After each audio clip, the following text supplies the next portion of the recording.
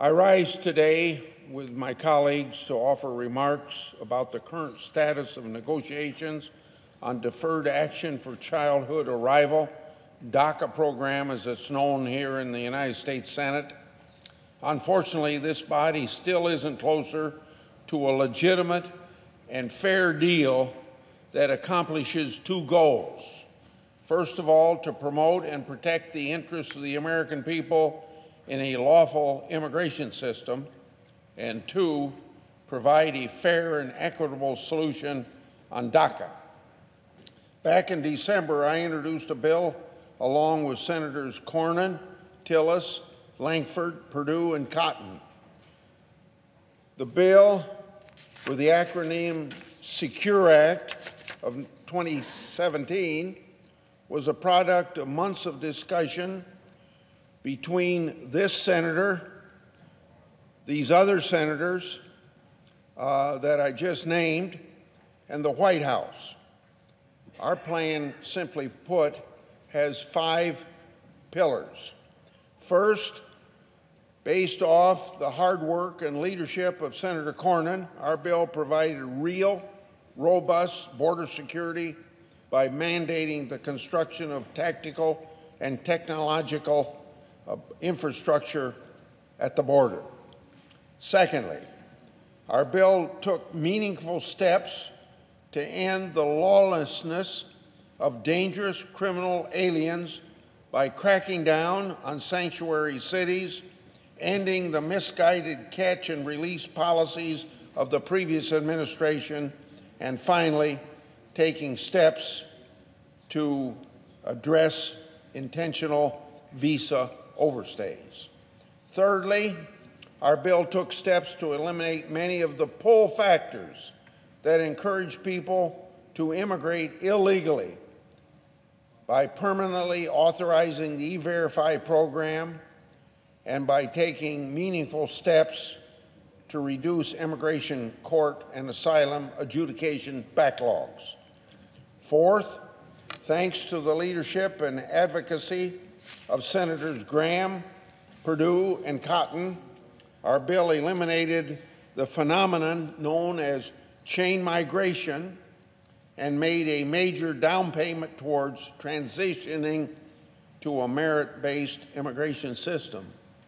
Fifth and finally, our bill provided a bipartisan solution to protect undocumented young people brought to the United States as children by adopting Senator Durbin's bar removal of individuals who dream and grow our economy, and that has the acronym BRIDGE. Our plan was fair, serious, and bipartisan. Most importantly, it was and is pro-American. As I've continually said since the bill's introduction, this group of senators is ready and willing to negotiate with our counterparts in good faith and to find an equitable solution to the DACA situation that incorporates our bill's 5 pillars of reform. Now, I said negotiate. I had at least one Democratic senator infer that I could not negotiate in good faith because I didn't vote for the Gang of 8 immigration bill 2013. So, sadly, our good faith offers have consistently been rejected by Democrat leadership. Instead, they've decided to engage in a game of brinksmanship. So I asked several questions. Why won't Democratic leadership negotiate with us? Because we refuse to simply pass what's referred to as a DREAM Act, as is, with no proportional border security and interior enforcement measures. As the Democrats see it, it's take it or leave it, their way or the highway. This isn't good faith. This isn't negotiating. And that approach is doomed to failure. So, Mr. President, I have to ask, Why do my colleagues in the Democratic leadership refuse to even consider measures that would beef up border security and interior enforcement? Do they want people to continue to immigrate to this country illegally? Do they want sex offenders and human traffickers to continue to manipulate our porous border and enter our country unchecked? Do they want criminal illegal immigrants, people like Jose Zarate, who murdered Kate Steinle, or Iswind Mija, who killed Sarah Root, to roam free in our country? Are they comfortable allowing criminal alien gangs like MS-13, whose model happens to be kill, rape, and control, to continue to terrorize immigrant communities? I'm assuming, in fact, I'm hoping, the answer to all these questions is a resounding no. If that's correct, then why does Democratic leadership refuse to discuss the border securities and interior enforcement provisions in the Secure Act? Mr. President, despite the hysteria and the hyperbole that you may hear from pro-amnesty, open border immigrant advocates, the Secure Act does not contain draconian enforcement measures. If anything, our bill contains the common sense, security, and enforcement measures that this body has been debating, we've been discussing, and considering for years.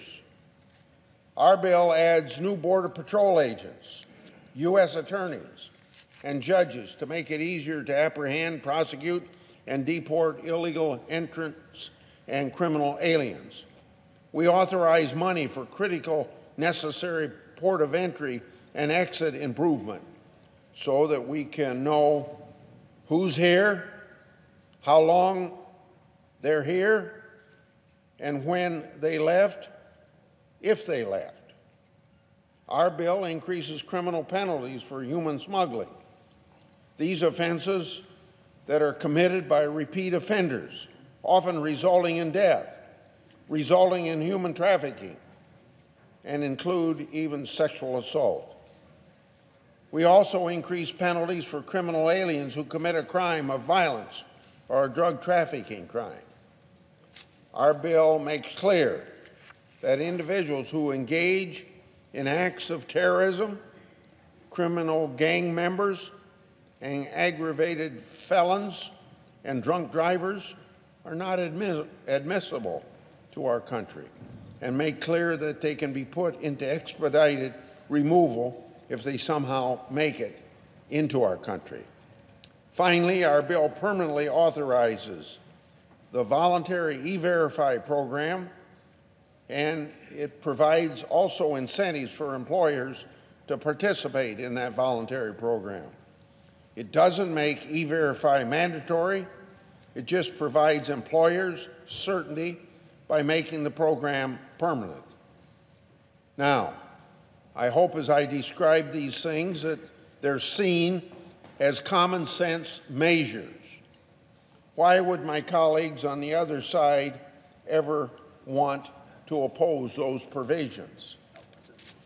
It wasn't that long ago that many of Democrats supported border security and interior enforcement. I'd like to have you listen to some quotes from recent Democratic presidents that supported some of these propositions. In his 1996 State of the Union address, then President Clinton championed his actions to crack down on illegal immigration. He proudly noted his administration was, quote, increasing Border Patrol by 50% and increasing inspections to prevent the hiring of illegal immigrants, end of quote. In 2006, then Senator, later President Obama, spoke in favor of enhanced border security and enforcement measures. He acknowledged even then, quote, "We need tougher border security, stronger enforcement measures. We need more resources for Customs and Border agents and more detention beds," end of quote. When speaking in favor of the Secure Fence Act, Mr. Obama said it would, quote, "certainly do some good," end of quote, and would go a long ways in, quote, "stemming the tide of illegal immigration in this country," end of quote. Do my colleagues no longer agree with former Presidents Clinton and Obama? Do they no longer believe that we need to stem the tide of illegal immigration? My colleagues on the other side consistently talk about how DACA kids shouldn't be used as bargaining chips for any potential deal. What about the innocent American citizens they're using as bargaining chips? What about the thousands of victims every year of crimes committed by dangerous criminal aliens? Do the lives of these people not matter as well? Doesn't the safety of these people, the happiness of these people, the well-being of these do they deserve to be bargained away? Mr. President, this group of senators that I've named and going to participate in this colloquy remain ready and willing to negotiate in good faith and to make tough sacrifices in order to find common ground on this issue. Our counterparts need to be willing to do the same. So I'm asking them, pleading with them in all sincerity, to let's sit down and have an honest conversation. Let's strike a deal that's fair to all, including to law-abiding American people. But any deal cooked up by this poor man's version of a Gang of Eight that doesn't have real border security, doesn't have real interior enforcement measures, and doesn't have the other pillars of reform in the Secure Act, well, pretty simple. That's no deal at all, and I won't support that.